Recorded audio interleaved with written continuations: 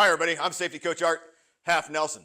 Today we're going to talk about barricading your classroom or office during a lockdown. Now before we start, I know this can be a very scary topic for some of you due to the circumstances as to why you may have to barricade your room. No one likes talking about a violent critical incident happening at the school, but we need to because it's best to go over it now as opposed to later when you're trying to answer the question, why didn't we go over this beforehand? So everyone needs to pay attention or that's a lap. You see, over the years, Coach Art's received thousands of emails. Art, you're not in frame.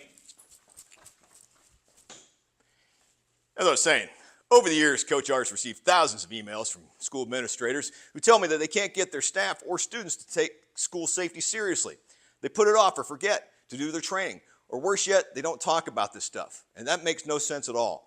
That's like saying Vikings wore horned helmets when there's no archaeological evidence to even prove they did. Now, for those of you who may think that way, let me remind you of something. During a violent critical incident, your students will be looking at you for guidance. Just like you, they're going to be scared and confused. If you don't know or go over the basics now, then you're failing yourself and your students if something should happen. And that's a failing grade you don't want because there is no makeup test. Now, some of you might be thinking to yourself, Coach Art, why don't we just use one of those pre-made door locking devices?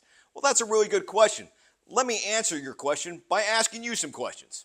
The first question is, does your classroom have one? If it does, do you know how to use it? Look at it like this. Have you ever tried putting together a piece of furniture from IKEA? Practically impossible. Now do it under stress. Now it's really impossible. And lastly, what if you're in a room like a cafeteria or gym that doesn't have one? So you need to learn how to barricade. And to teach us barricading, I've enlisted the help of two art fan maniacs. What they're going to do when I blow the whistle is they're going to barricade using items in the room. Hey, get your head back in the game, Scooter. Let's go. So when I blow the whistle, we're going to start.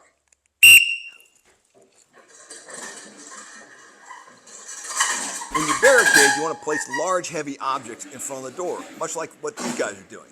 And the key to barricading is controlling the door. You want to deny entry into your space. And barricading your area gives you time to prepare to counter or evacuate. Perfect? So teachers, you need to listen up right now. For those of you who teach in the pre-K and elementary school levels, you're the one that's going to have to be barricading. Children of this age may not have the physical strength or be mature enough, and we don't want them thinking this is some sort of game. Those of you in the middle school levels, use your best judgment. Some of your students might be mature enough to handle, and some may not. You will have to make that judgment call. Now, for everybody at the high school, well, everybody can barricade. Now, in our last situation, our volunteers barricaded a door that opens in. What if it opens out? Well, Coach Art came prepared for that question, Scooby. What you need to do is take a table, a chair, and desks, stack it around the door to make a second door, then stack everything up and around it. Now you can see the problem we're going to have with this door. Mainly glass, there's a lot of area there to cover. You can still barricade this room and this door, but I would suggest you evacuate that particular area. Now here's another tip for you if you have a door that opens out. What you need to do is secure the handle, tie it up with something. Now look around your environment to see what items you could use to secure that door handle. Tie, a belt, a phone cable. In this case, I'm going to use an actual power cable. Micah, cable me.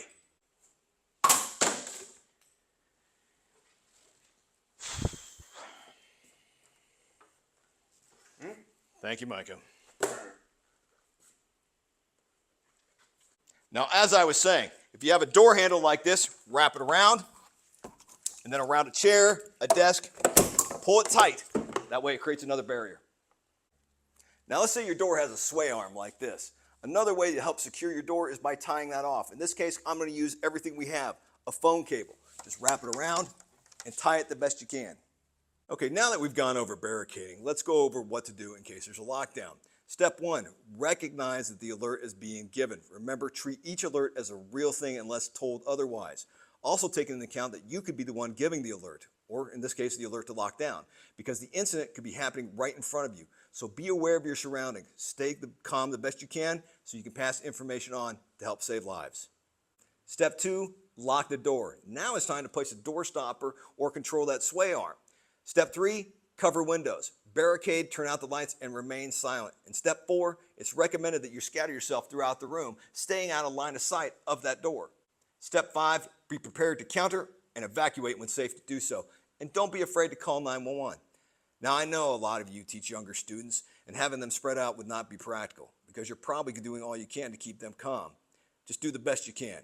Now I want to thank you for coming to my presentation today, and I encourage all of you to become Coach Art Half Nelson fans and go over this information with your staff and your students. Remember, I don't want you scared, I want you prepared. Hey Micah, you know you can use a shoe to control a sway arm? You remember this from last time? You want to check it out? No. What whose name is this? Is this a